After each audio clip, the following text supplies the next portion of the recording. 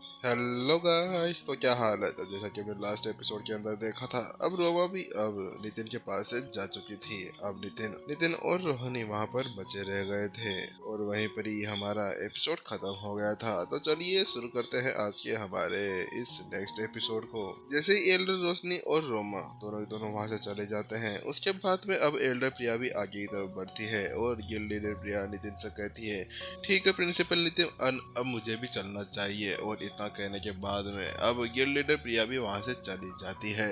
अब उस हॉल के अंदर गिल्ड लीडर प्रिया को जाने के बाद में नितिन, मोहन और रोहन बचा हुआ था। उसके बाद में नितिन अब पीछे पलटकर देखता है तो पाता है कि रोमा और एल्डर रोशनी दोनों अपनी जगह से पूरी तरह से गायब हो चुके हैं और कहीं पे भी दिखाई नहीं दे रहे थे। जिसके बाद में नितिन अपने हाथों को अपने पीठ के पीछे रखता है और उसी दिशा में बहुत देर तक देखने लगता है जिस दिशा में रोमा और एल्डर रोशनी गए थे।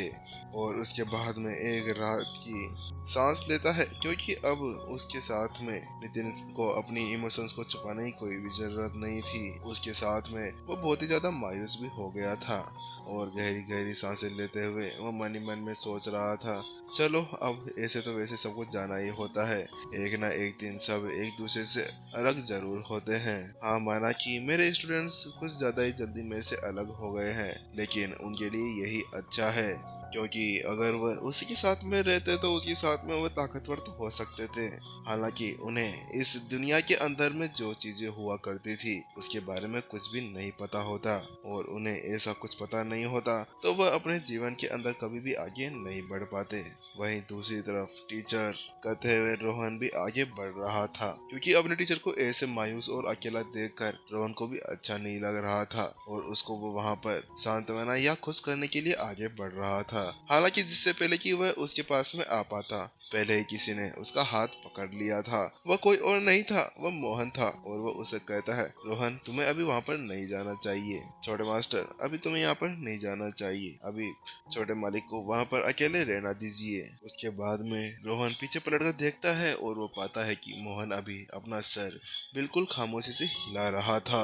वह भी थोड़ा बहुत मायूस लग रहा था, क्योंकि अब उनके फैमिली का एक और मेंबर जा चुका था। मोहन को ऐसा करते हुए देख रोहन ने भी अपना सिर हिलाया, क्योंकि वह जानता था कि वास्तव में अभी उनके टीचर को किसी और चीज की जरूरत नहीं थी। अभी उन्हें अकेले रहने की और शांति की जरूरत थी, क्योंकि एक के बाद एक उनके स्टूडेंट्स का चला जाना वास्तव में सहन करने के काबिल नहीं था।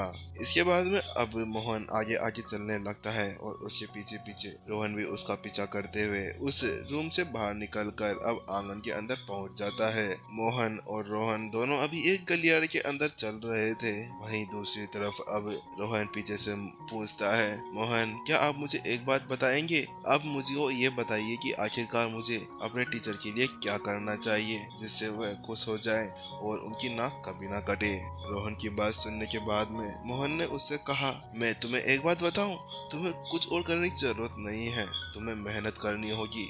इतनी मेहनत करो कि तुम्हारे टीचर को तुम्हारे ऊपर नाज हो। तुम्हें अपनी साधना को अलग ही लेवल के ऊपर बढ़ाना होगा। मोहन ने आगे कहा, तुम्हें हमारे छोटे मालिक की उन सभी चीजों को व्यर्थ नहीं जाने देना है। उन्होंने तुम्हारे लिए कितनी ज्यादा मेहनत की है, तुम्हारे लिए और कोई भी चीज जो तुम्हें चाहिए होती है उसके लिए उन्होंने बहुत ही कुछ झेला है और उसके बाद में भी उन्हें आज तक तुमसे कोई भी शिकायत नहीं की है। तुम्हें वह अपने बच्चों की तरह रखते हैं।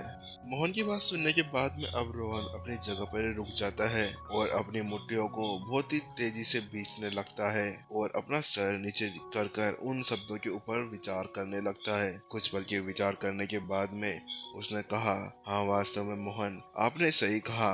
विक्रम, आकाश, आरव, रोमा और वानी इन सभी ने भी बहुत ही ज्यादा मेहनत की है। उसके बाद में ही तो वह इतने बड़ी ऊंचाइयों तक पहुंचे हैं। वास्तव में अब मैं ही यहाँ पर बचा हूँ, अब मुझे भी मेहनत करनी होगी।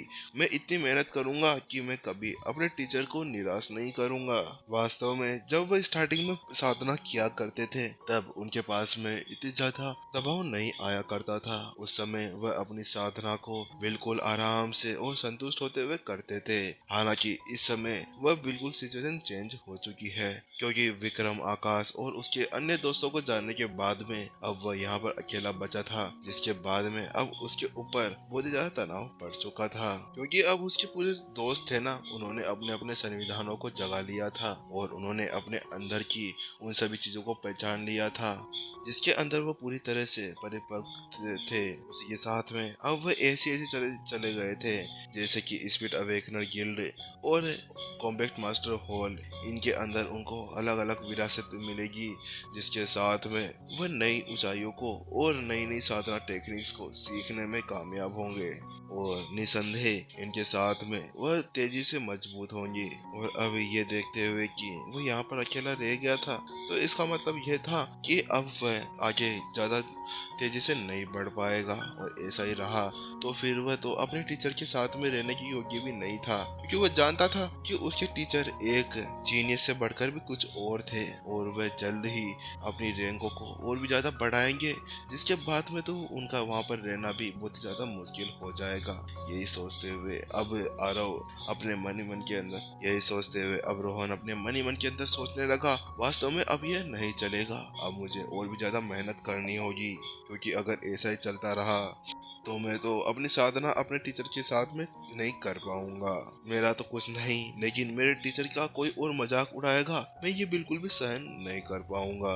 उसी के साथ में अब रोहन वापस से पीछे की तरफ पलटता है और जल्दी से अब अपने कमरे के अंदर चला जाता है, क्योंकि वास्तव में इस समय तो वो बिल्कुल भी समय बर्बाद नहीं कर सकता था। उसको अपनी साधना को बढ़ाने में इतना ध्यान देना होगा ताकि वह अपने दोस्तों के साथ में खड़ा रह सके, क्योंकि पहले ही रोहन के सारे दोस्त जा चुके थे और अगर नेक्स्ट टाइम वह उससे मिलते हैं तो उसके बाद में वह अपना मुंह कैसे दिखाएगा अगर वह अपनी ताकत को नहीं बढ़ा पाएगा। वहीं दूसरी तरफ रोहन की उस तरह की प्रतिक्रिया को देखने के बाद में रोहन अपनी जगह पर ही अपना सिर हिलाने लगता है और वह अपने मन के अंदर अलग ही ख्याल लेकर आसपास के एरिया के अंदर घूमने लगता है। वह भी सोच रहा था, छोड़ो, मुझे अभी उसके साथ में कहीं पे भी नहीं जाना, मुझे तो अभी यहाँ पर घूमना है और यहीं पे आसपास की चीजों को देखना होगा।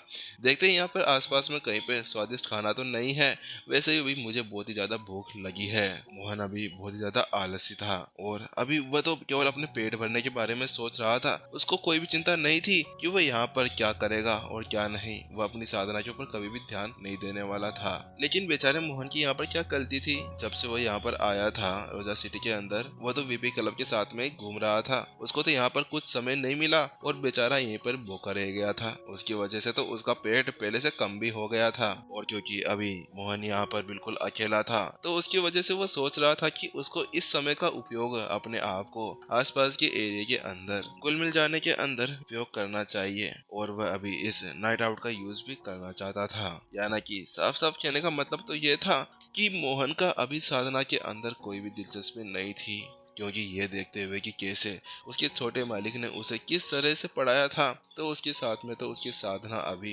नेक्स्ट लेवल के ऊपर पहुंच जानी चाहिए थी। लेकिन वो अभी तक भी हाफ संत के ऊपर ही अटका हुआ था। हाफ संत तो क्या, वो अभी तो हाफ संत के ऊपर भी नहीं पहुंचा था।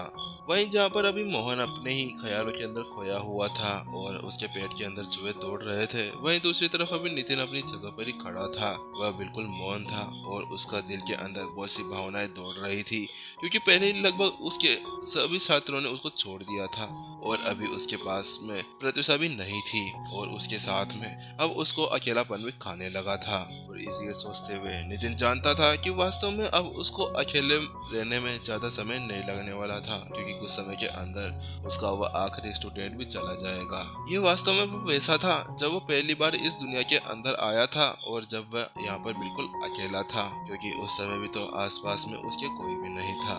वह मेरे पास में रहते तो उसके साथ में तो उनकी साधना और उनकी युद्ध टेक्निक और युद्ध कौशल से अच्छा होता, लेकिन वास्तव में वो यहाँ से चले गए, ये तो उनके लिए ही अच्छा था, क्योंकि उसके साथ में तो उनको कुछ नया सीखने का मौका मिलेगा और वह बहुत ही अच्छे से विकसित होंगे। क्योंकि जब तक वो नितिन साथ में रहेंगे तो उन्हें दुनिया की जो रहन सहन था उसके बारे में पता नहीं चलता और फिर अगर वह नितिन के साथ में ऐसे इधर उधर भटकते रहते और अचानक से वह नितिन से दूर हो जाते तो वह अपनी जिंदगी के अंदर ज्यादा कुछ नहीं कर सकते थे। और अब ऐसे विचारों के साथ में नितिन के दिमाग के अंदर ये सभी चीजें चलने लगी थी। और ये सब कुछ सोचते हुए नितिन को अचानक से एक झटका लगता है और ऐसा लगता है जैसे कि वह किसी मायावी चीज को निगल रहा हो। वास्तव में एक टीचर वह होता है जो अपने छात्र से प्यार करता है। वह एक ऐसा टीचर नहीं होता जो केवल अपने छात्र को एक हथियार बनाता हो, जैसे कि किसी हथियार को बनाया जा रहा हो, क्योंकि छात्र को दुनिया के अंदर घूमना चाहिए और उसे अलग अलग पहलुओं के ऊपर सोच विचार करना चाहिए। चाहे वह कितना ही ज्यादा मायूस क्यों ना हो, ज्यादा गुस्सा क्यों ना हो, उसे अपने आप के ऊपर काबू रखना होगा और उसे स्वयं का लक्ष्य खुद ही खोजना होगा। इसी के साथ में नितिन को एक और झटका लगता है और अचानक से उसके नीचे की धरती हिलने लगती है और उसके आसपास के अंदर से अब गोल्डन ओरा निकलना शुरू हो जाता है। और उसी के साथ में अचानक से आसमान फटता है और उसके अंदर से एक गोल्डन किरण अब उसके ऊपर आकर गिरती है और नितिन अभी पूरी तरह से उस गोल्डन लाइट के अंदर छाया हुआ था। ये थी स्वर्ग की चौथी स्वीकृति और अब वह सारी एनर्जी जो वह शक्तिशाली एनर्जी थी अब वह नितिन के शरीर के अंदर जाना शुरू हो जाती है और अब धीरे धीरे नितिन की आत्मा की गहराई भी बढ़ने लगती है। उसी के साथ में नितिन अब अलग ही डायमेंशन के अंदर चला जाता है। उसकी बॉडी तो बाहर थी लेकिन उसकी जो आत्मा थी वह अलग डायमेंशन के अंदर चली जाती है। उसके आसपास के अंदर पेड़ पौधे थे, वह बिल्कुल स्वर्ग की तरह लग रहे थे।